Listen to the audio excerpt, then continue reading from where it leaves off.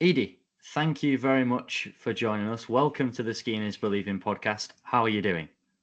I am doing fine, and I'm very happy to be here and really grateful for what you guys are doing, introducing all these personalities a little more in depth to people, all these great personalities of the ski world. It's really cool. Thank you very Lovely. much. Thank you. Yeah. Thank you. I'm going to take you right back. How did you get into ski racing? I believe you had three older siblings that all skied as well, but were you constantly chasing them, and how was it growing up? Yes, you hit it the nail on the head. As the youngest of four, I just did the classic, get tied onto the bumper and try to keep up. So we grew up in what used to be Squaw Valley, but Palisades, Tahoe. And it was just the greatest place to grow up as a skier. And then as a ski racer, because it's this huge mountain that's just inspiring in itself. And then they hosted the 1960 Olympics. So a lot of athletes and coaches came for that, and they stayed. So we had, this incredible international crew of coaches from Switzerland, Austria, France, Argentina, Japan, like total international crew that were just incredible. And then we had, a peer group at every level that you could chase. So it was pretty ideal. So that was a good start. And my brother, all my siblings raced. My sisters kind of cut it out after high school. My brother was on the U.S. downhill team in the sort of Bill Johnson, Doug Lewis era. He had a ton of injuries, so he finally had to quit. By then, I'd also made the national team. I was kind of a late bloomer, but made the national team and kind of drifted as well to speed as Westerners kind of do. Had some injuries, but ended up making the 88 and 92 Olympics and did that, retired in 1993, and then raced a couple of years of college after that. So that's kind of the skiing picture of it, ski racing picture. Go on. Yeah, I was just going to say, do you think chasing your brothers made you into a downhill skier? Oh, totally. Yeah. I mean, it's one of those things where you just follow, do first, think later. And that was just the way we rolled. And he also, he was sort of my harshest critic as well. I remember when I would be skiing, all the ages and genders raced, trained together. We didn't separate out then. And if he ever saw me giving up on a course, he would chase me down and say, "What were you doing? If I ever see you give up again, blah, blah, blah, blah." Thank you. So I believe he was on the national team the same year as you, or Yes. joined the first year. He was sort of doing it before. I mean, the years are a little fuzzy in there. I know he had a U.S. ski team uniform before I did. So, whether we were named to whatever training group or C team, they didn't have the D team back then. He was on before. And so we did overlap a bit. And all his friends, his peers on the downhill team would I was kind of their little sister too. And so, I mean, I followed them around and also did things I probably shouldn't have on skis. And I think that, made me faster, I guess. Yeah, I believe you made the team for the first stage at aged 18. So you were pretty young. And then you say you had all those injuries, the knockbacks, but still managed to go to a couple of Olympics, a number of World Cups as well. Do you feel that without those injuries, you would have done a lot more ski racing and potentially been more successful with it? It's one of those things, I'm not sure. I think on the other side, it kept me fresh. And I do think after my second, I had two consecutive blown out knees in 1984 and 1985. And after that, our team doctor, Dr. Stedman, said, I'm not going to let you race speed events. At that point, I don't know the Super G was even in there. But so I had to go back and race tech events. I also had to requalify for the team doing skiing tech events. And I think that was actually really good for my skiing. Then I also think I never got burnt out. So maybe I wouldn't have lasted as long if I hadn't had the injuries. Just kind of never know. No. Obviously, it's something that your family loved doing, that you were heavily involved in and still are to this day. But did you love doing it competitively and throwing yourself down a mountain? I love the competition. I wasn't the bravest of the racers out there. It's funny. I kind of look at like Lindsey Vonn and Peekaboo, and I think, wow, they kind of looked fearless, and I never felt that way. I think I just wasn't good at slalom, and so I ended up being sort of drifting towards speed. In a perfect world, and they do it now, they didn't do it then. In a perfect world, I would have been a GS and Super G skier and stuck at that. I was never super comfortable in downhill, but if the light was right and the conditions were right, I could kind of pull it off. Very good. So I want to touch on those injuries because there was a number of them that did set you back. But was it that resilience that you wanted to get back to it until the point you didn't? Was that the right time for you? That the injuries Yeah. You don't think you use the injuries as an excuse to give up? No, so it was interesting. I mean, they definitely, you get to a point, the injuries were in one way motivating to come back. And I feel like sometimes the time off, you'd really concentrate on your fitness, and I would, be on the bike and watching World Cup races. And sometimes I felt like I came back better than when before I was injured. But I did get to a point, and I think it came out with downhill, that my body wouldn't do what my mind was telling it to do. And I mean, there was a moment in Cortina where I pushed out of the start of that downhill, and my mind just said no. But I had to get to the finish, so I'm glad. I hope nobody ever videoed that run, because that was my last run of downhill, and it was not pretty. I just was like, I can't do this anymore. And I wish I'd been able to just stick around and accept that and shift seamlessly to GS and Super G. There wasn't really that path. You kind of had to pick speed or tech. But for sure, after a while, and again, I don't know how some people keep coming back after horrific injuries so many times. I think at a certain point, your body's like, maybe not. Or mine was. Yeah. Yeah. Do you think today's athletes are more conditioned because they've got all technology than what you were when you were racing? I think they train smarter, for sure. I think we tried as hard, but we were running long distance. It was all about cardio, and it was not as much in the weight room. And as I quit, it was sort of moving that direction more towards power. But I think the big move went when the equipment changed and the skis got shapier and the forces got higher. So the fitness really had to change then. And it was getting kind of scientific when I was there, but we were still, training harder, not smarter. We would do things like go to Europe and, immediately go high on the glacier and train skiing, and then also do heavy dry land. And then people, everyone got hurt and then sort of wonder why. So there was some trial and error in there. They definitely do it better now. Yeah.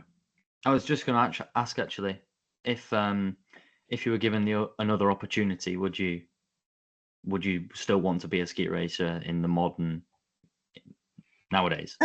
Yeah, it's the greatest job on earth. I mean, ski racing is, and the nice thing actually, for when I quit, the skis, all the equipment just kept getting better. So for a few years there, I just was like, oh, I'm as good as I ever was, because it was so much easier to turn everything. So, I don't know. Yeah, it would be interesting to see champions of different eras on the modern stuff, but I think they all would have figured it out. Yeah. Oh, yeah. We've got a few weeks to wait, and I've gone early with this one, but do you think Lindsey Vonn can come back and do the business?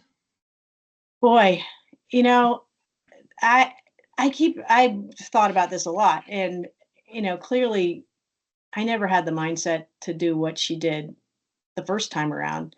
So I wouldn't know what it takes. And I wouldn't have the mindset that she's got now to go back. I guess just the mom in me is like, oh, be careful. Like, I can't override that.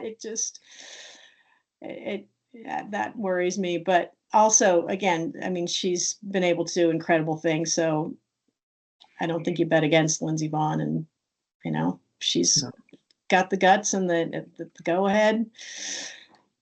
Go for it. Fair enough. Good support there. We had Graham on earlier in the week, and he said it was like you, just be careful. Yeah. You've got. And I don't know if there is a be careful. And True. But then again, that's what got her there the first time around and got her to whatever 82 victories. I mean, it's incredible what she accomplished. Yeah. So after you did take the decision to finish your ski racing career, you launched your journalistic career amongst many other things. So would you like to tell us how you started that and what got you interested in beginning to write? Yeah, it's funny because I've always had my own story of how I got into it, which was after I quit racing and I got an opportunity from Gary Black, who used to own ski racing. But I think even before that, I mean, I always wrote in a journal just while I was traveling, which was kind of a stress reliever and just an outlet. But when I realized too, I actually wrote my way onto the ski team the first time because I was kind of an underdog. I mean, as you know, if you see any of my writing, I love writing about underdogs, probably because I was one. And I just kind of kept getting passed over. And finally, I was ready to go to college and I had, scholarship offers. And I was ready to go. And my dad, the only dad in the world who was saying, no, don't go to school. Give it one more year.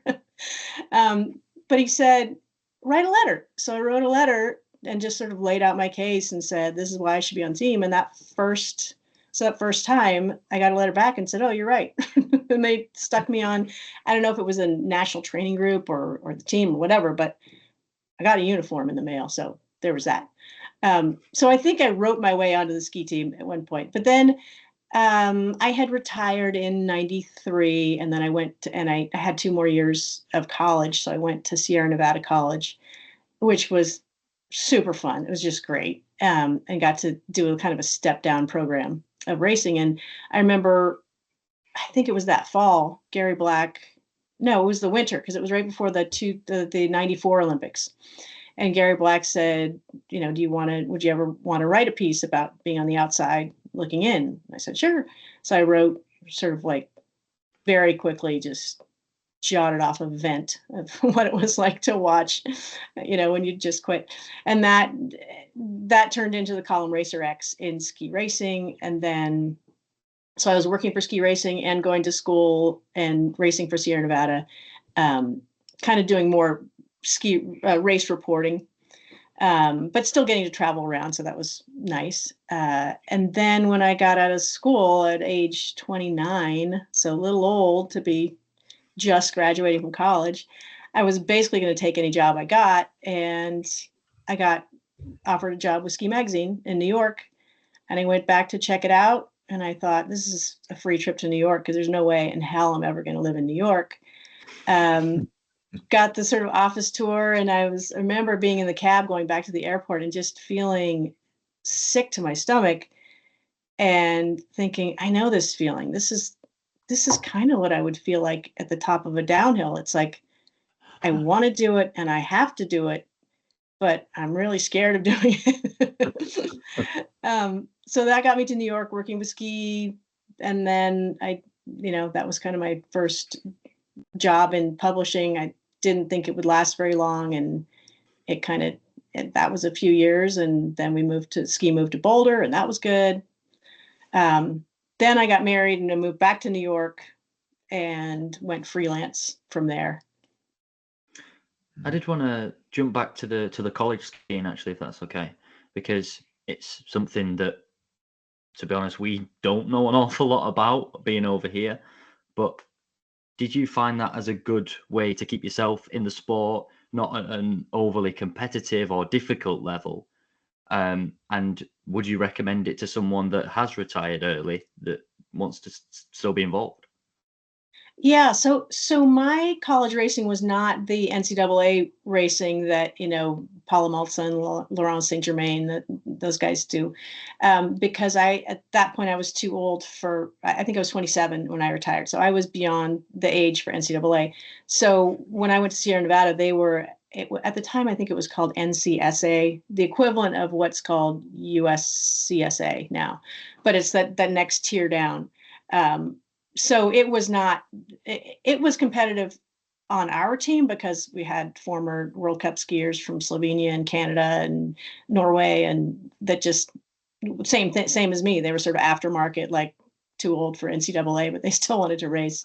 So it was competitive just on our team, but it was very not, we didn't have aspirations to move forward doing it. It was just fun to do.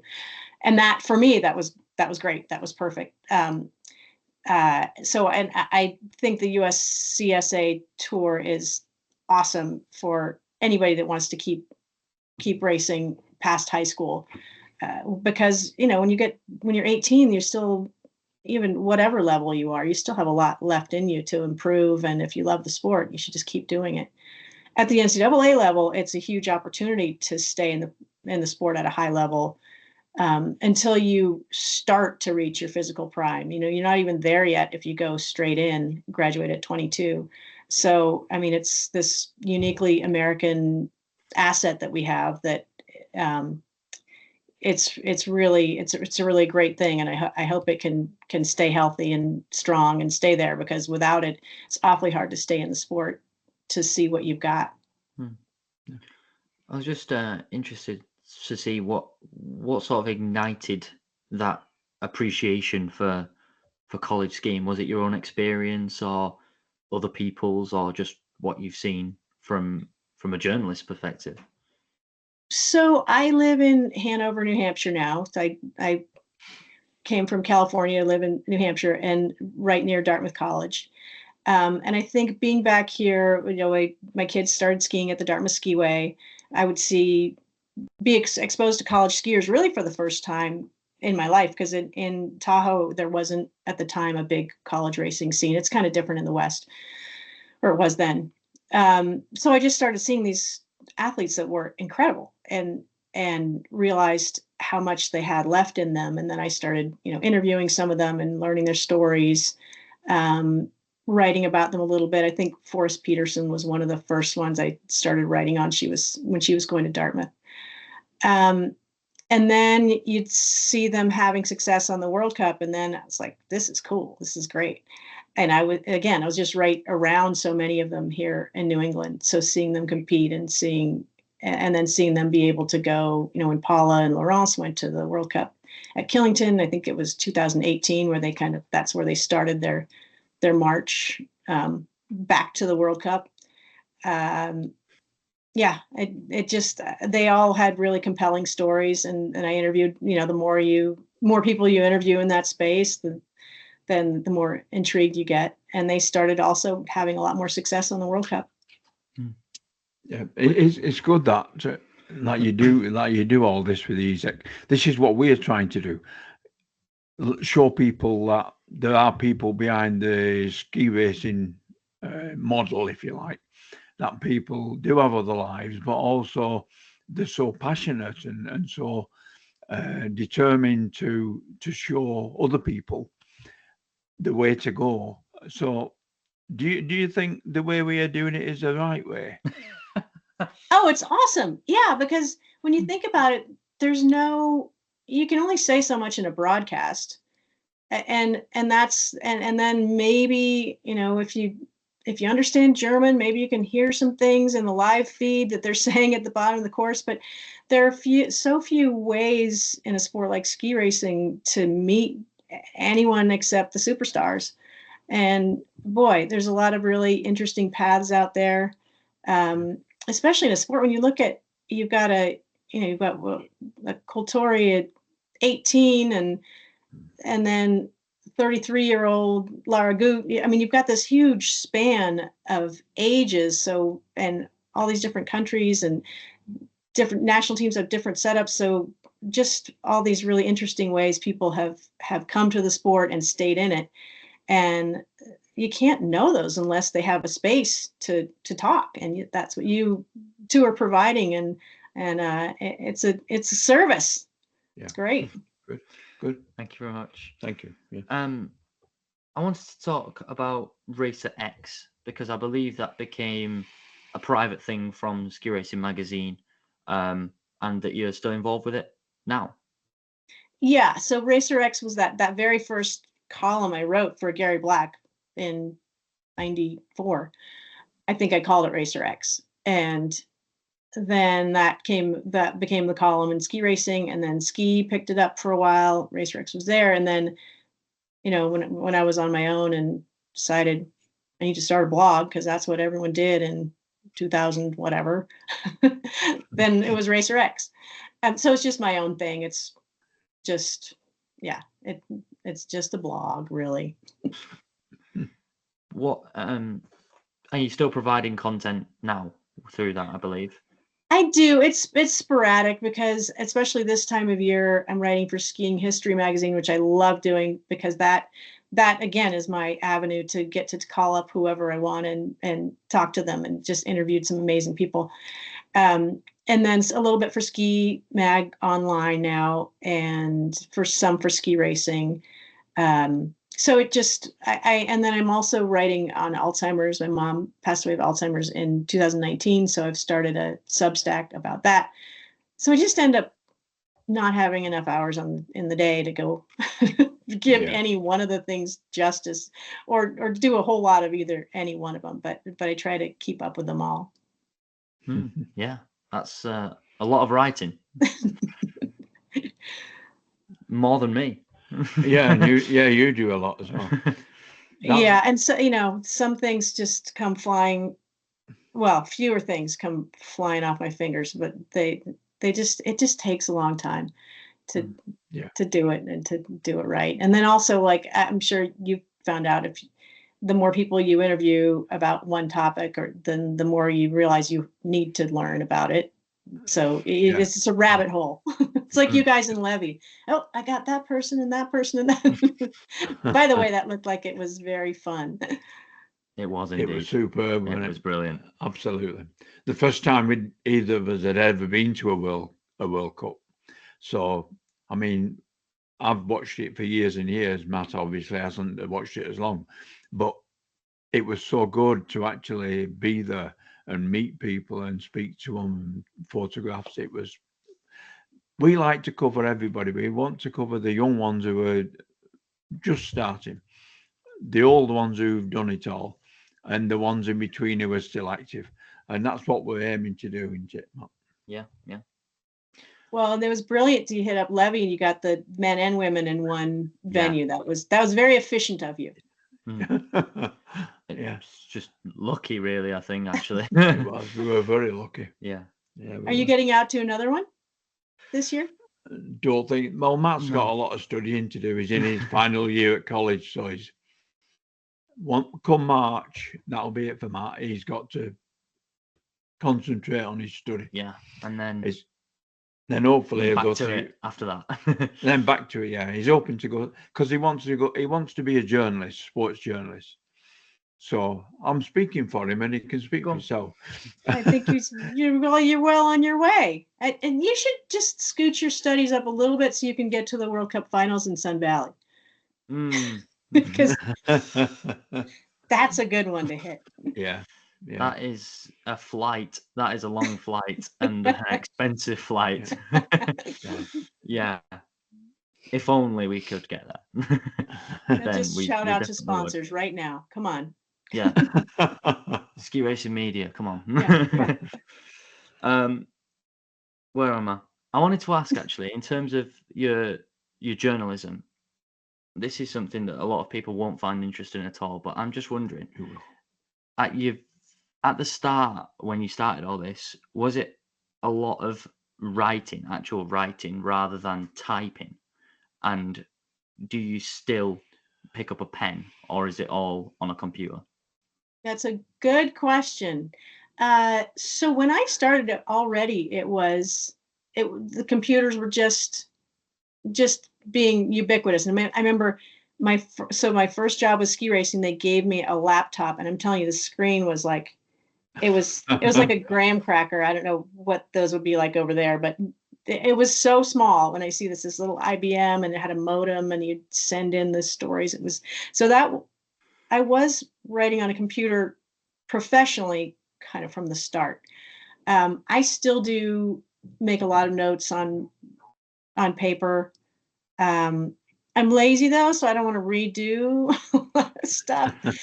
So I do find now I will, instead of like paper versus typing, it's like talking into your phone versus typing an email to yourself versus opening a document. So there's lots of different ways I am able to record and capture thoughts as they come to me.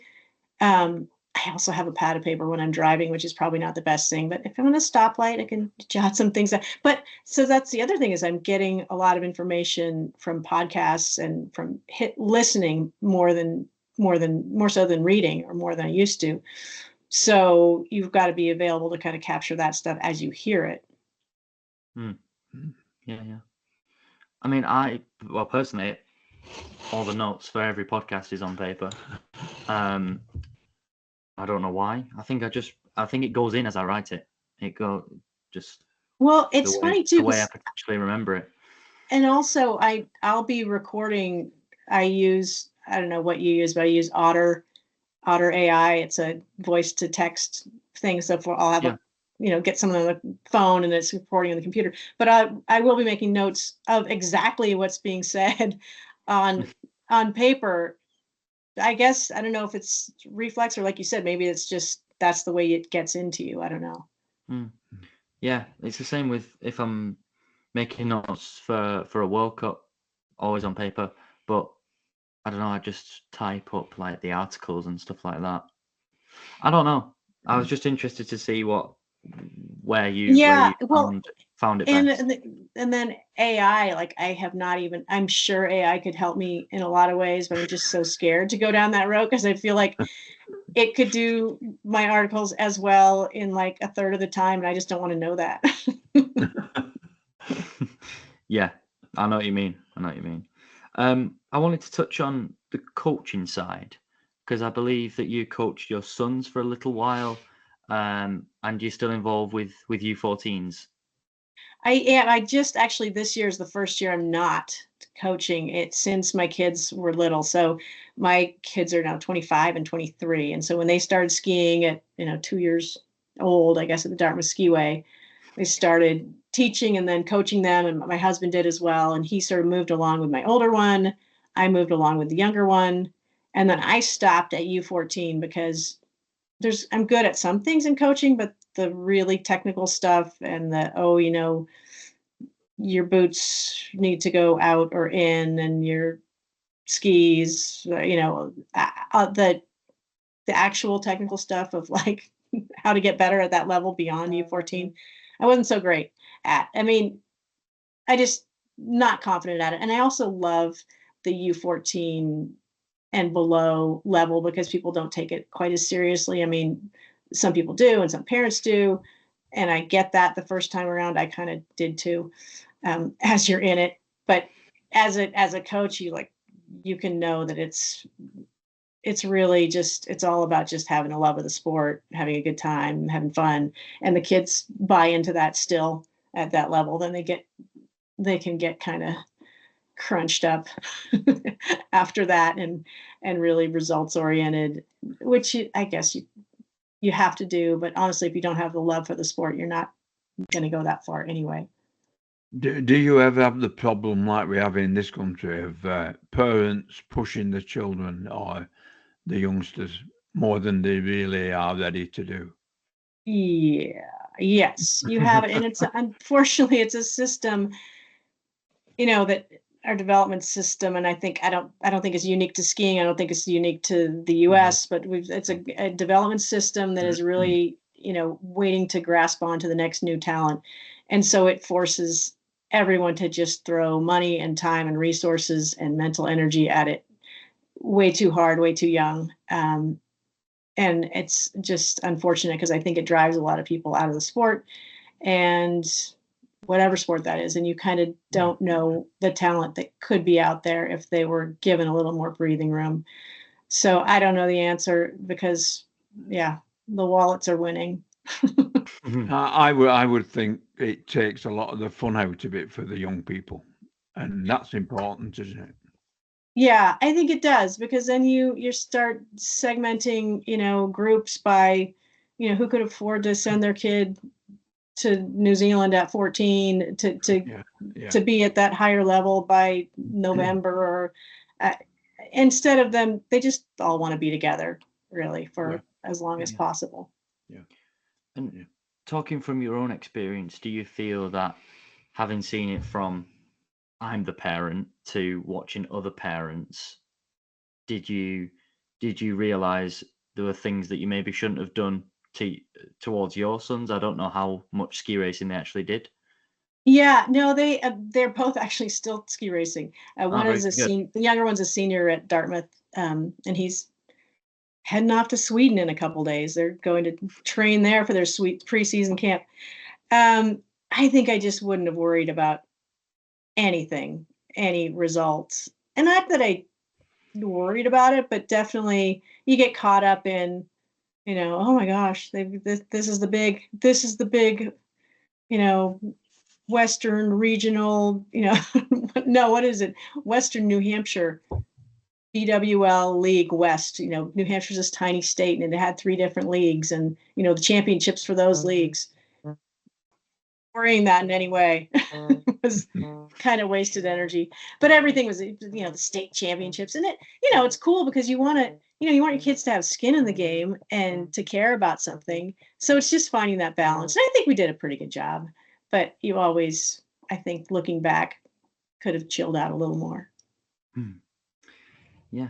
I'm going to move to the quickfire questions, and then we will talk a little bit about Killington this weekend. Okay. A very big weekend, of course. And I'm going to start with, Edie, your favorite place to ski. That would have to be Palisades Tahoe. It's just, I love it, and it's home.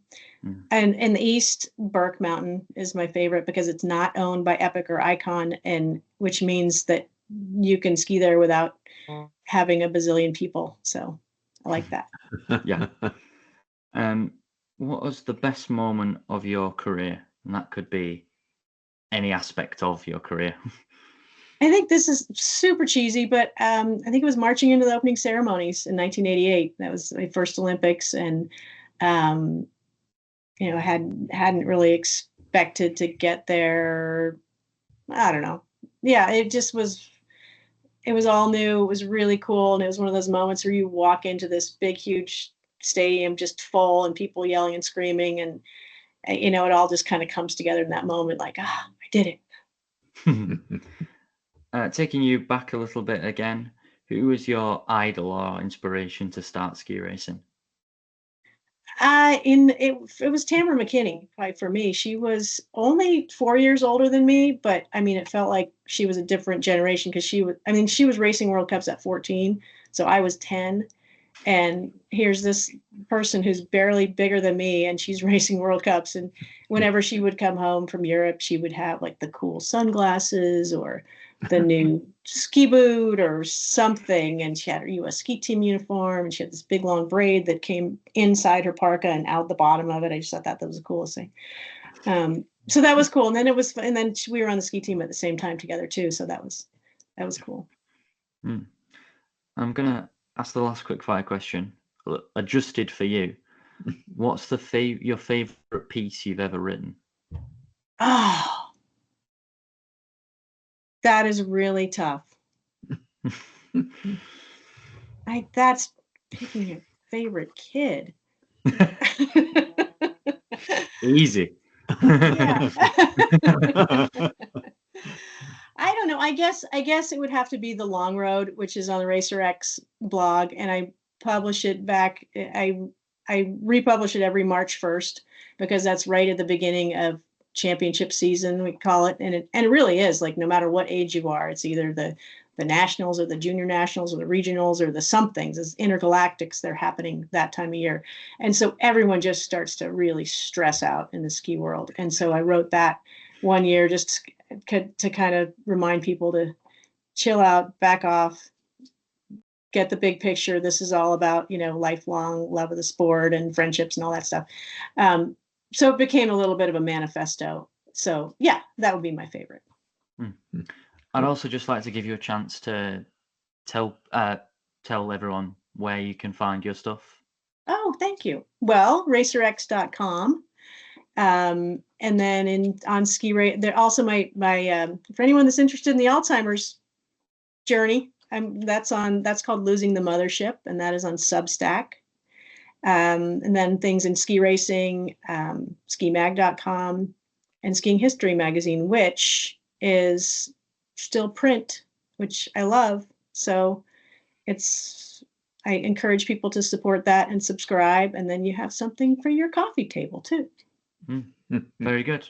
Okay, we will move to, finish off with a Killington preview. There's a certain American who's doing something pretty special this weekend, I hear. Alan? Yeah. 100, Saturday or Sunday? I hope so. Saturday or Sunday? Saturday and Sunday. Oh, 100, 101. No, I'm asking. When do you think? I think on Sunday, definitely. Yeah, I think on Sunday. Okay. Edie? Yeah, I mean, I can't imagine it not happening this weekend. Although, I mean, as Shiffrin reminds us, every race is very hard and there's incredible competition. I'm going to go with Saturday because I think, if I were her, I'd want to get that out of the way.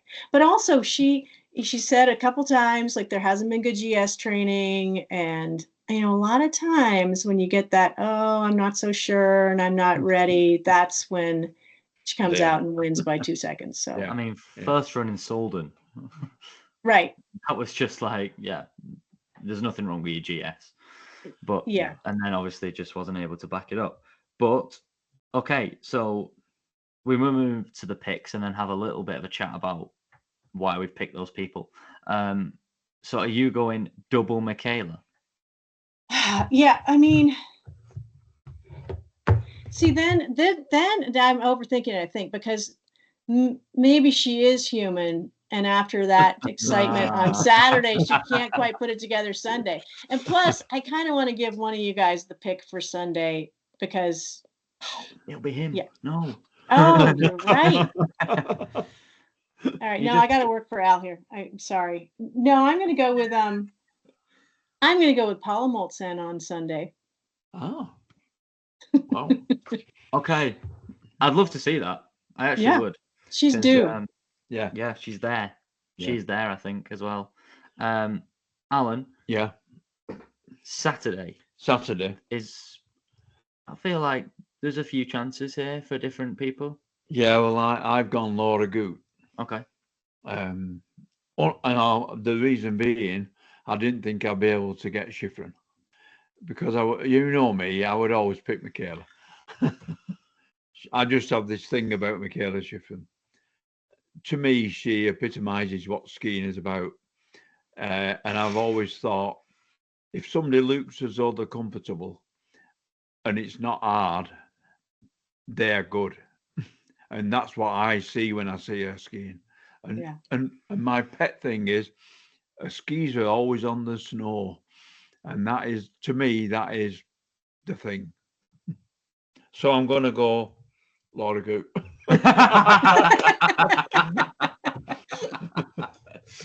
Okay, Laura Goot-Barami. That gives me a few options, actually. Brignone?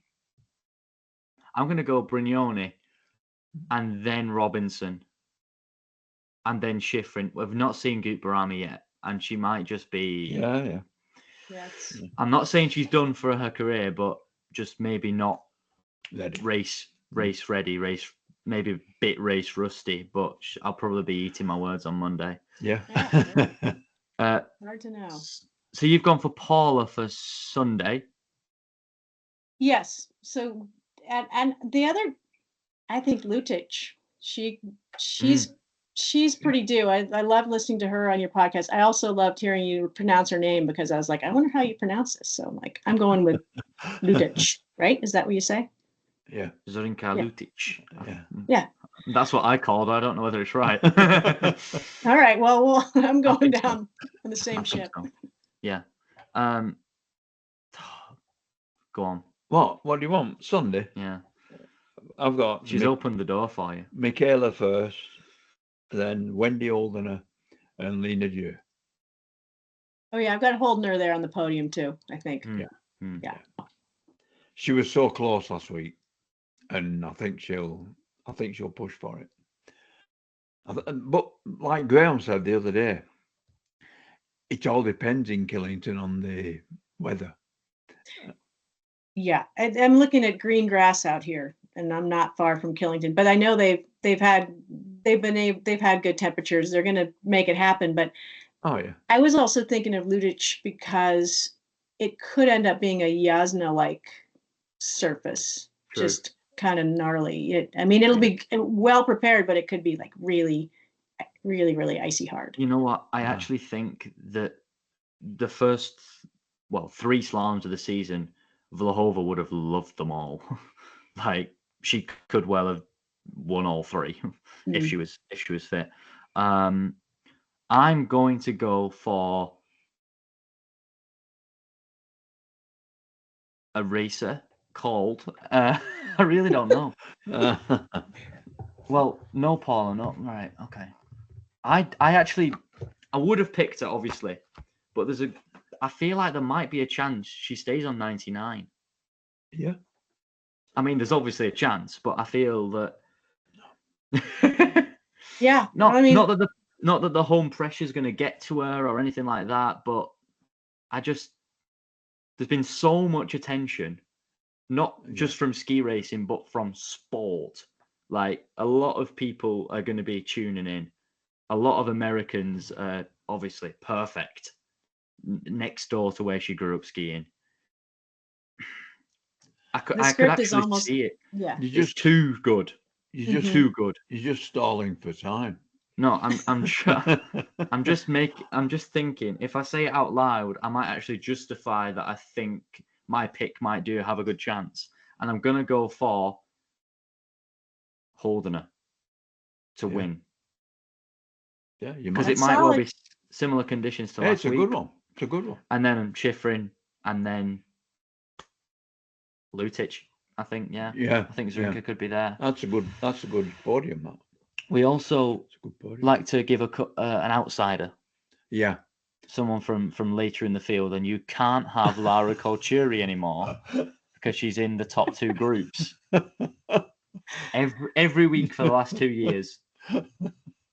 Not anymore. She's had a podium now. Oh, she has. Yeah. No more for you. All right, so I'm going O'Brien and GS, and I'm going Hensian and slalom. Keeping it American. So I was going for her. So, sorry. Well, come on. We could give her another vote. That's good. Yeah. I was actually going to say the exact same. Yeah. Yeah. Excellent. But yeah. Should we double up on that? Yeah. Yeah, go on. Yeah, you can. I'm backing it because I think if Hensian can put it in the finish, I think she might have a chance for a podium. Yeah. Even from I think she's starting maybe 35, something like that. With the 4th place in Solden, and then slalom will be around that again, I suppose. In the 40s possibly. Alan, outsider. You've got me now. I just concentrate on Laura Couchard. Cool. Too much. At least say her name right. Yeah. All right. All right.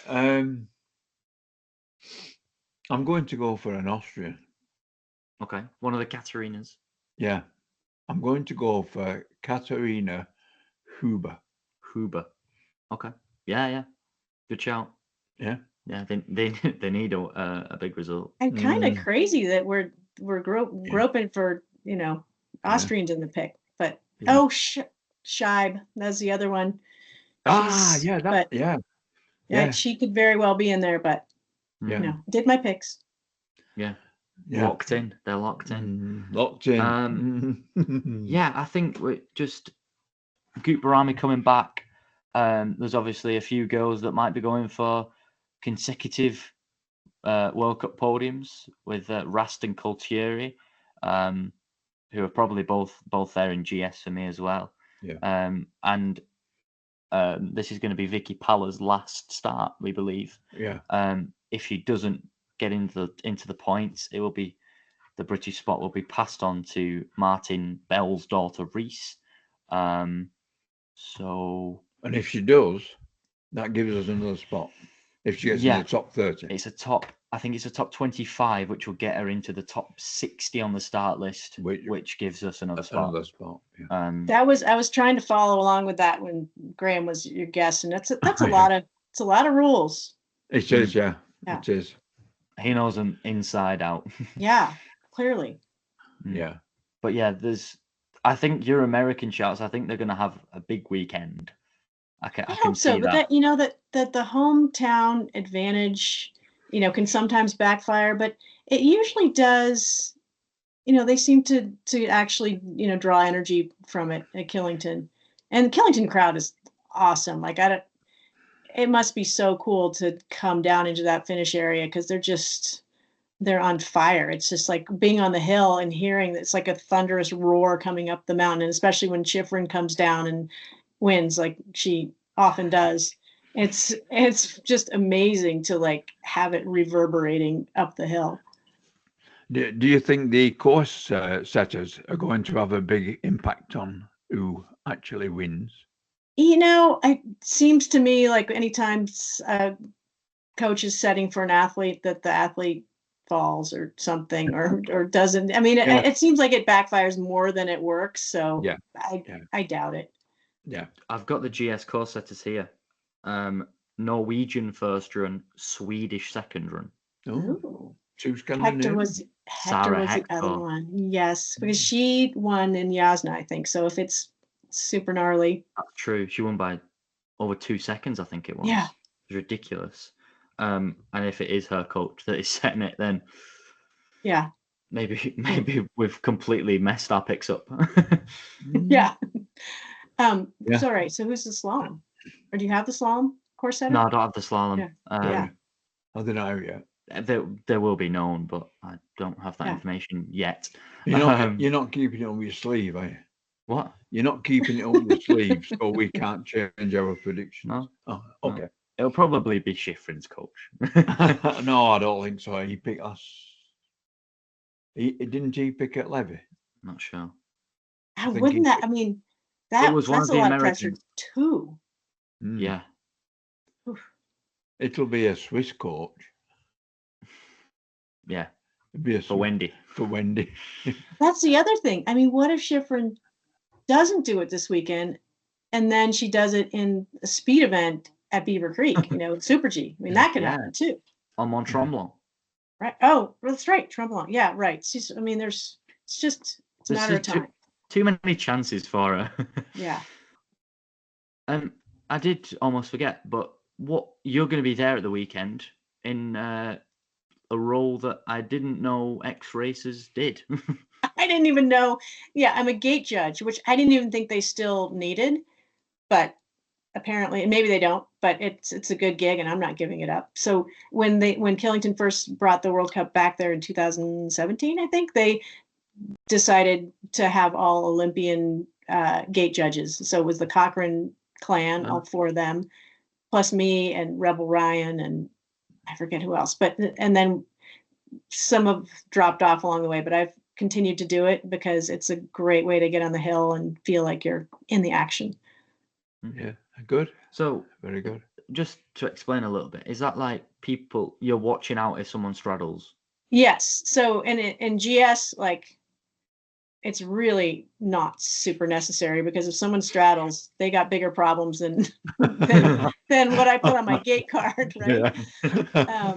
But in slalom, I think they want all eyes on because sometimes camera angles are. Yeah. I mean, the reality is there's so many coaches there. It's but you never know, or maybe it's doesn't happen at other races, and I just don't know that, and they keep letting me do it. I don't know. You're the only one on the course doing it. It could be. It's just sprung to mind whilst you're saying that Palisades Tahoe in 2023, when they were checking for about half an hour. Oh yeah. AJ Guinness, whether he'd straddled. Yeah. And it there basically was decided whether he or Alexander Steen Olsen actually won the race. So it was really crucial to that decision. And I know that the gate judge, there was a gate judge for that, and who did say it was a straddle, but that it still wasn't definitive. You know, they were using all the video. I mean, that was crazy. Yeah, I must admit, we actually said it was a straddle as soon as we saw it. It was just one of them things. We saw that the handle, which was spot on. It's straddle then, and then they went on. What was it? Half an hour. Yeah. Oh, it was so it was funny. I was watching. I was there live, and AJ lived with us for a while, so he's good. Always rooting for him. I mean, I root for a lot of my kids. But my husband, during his run, texted me and said, "Oh, was that a straddle?" And I didn't see it because I was just looking at the big screen, and I didn't even see his text until afterwards. I'm like, "Oh," so I guess it was pretty visible. Yeah, maybe. It was very close. I mean, it was difficult to assess because speed as well. I mean, it just happens, doesn't it? And I think. And then also, in AJ's defense, he had stopped. Where was it? In Zagreb, I think. Something earlier in there, he had stopped himself because he thought he straddled and he hadn't. So I think as an athlete, you just go, and if it's you don't have time to think, was it or wasn't it? If there's any question, you just keep going. So I totally understand that. There's been a few cases as well. I think Guinness then got told by his coach, even if you've straddled, don't stop, we'll pay the fine. Yeah. Right. Yeah. And there was an Austrian last year who did carry on, and he was really angry that he had to pay the fine because he was like, obviously I would have stopped if I'd straddled. I didn't straddle. Or in some cases, to be fair, you mustn't realize that how tight the gates are and how quick it goes, like you say, that you have actually done it. And there's some that are just obviously blindingly obvious. Yeah. Certainly when they jump about after. Yeah. When it throws them in the air. But it is, and it's just it's such a close game, which back to Shiffrin and getting each victory is kind of a small miracle. So yeah, I don't know how she does it. I don't know how any of them do it, but it'll be, as my competitor friend Eva Tordokens used to say when people would ask for predictions, she's like, "That's why they won the race." Yeah. Very good. I think that is all the points covered. Of course, a very big weekend of ski racing coming. All attention on the women. All attention on Michaela Shiffrin in Killington. GS on Saturday, 10 a.m. and 1 p.m. local time start, which over here for us in Britain is 3 p.m. and 6 p.m. Same times, same place on Sunday for the slalom. And that is all of the information. Well remembered, Matt. I wanted to say a very big thank you to you, Edie, for joining us and giving your takes and probably picking up some big points for the guest score on the predictions. Yeah, thank you very much. Thank you very much. It's been really interesting. Thank you. All right. Well, thank you, and keep doing what you're doing. It's awesome. I love it. All right. Thank you very much. Thank you. Bye.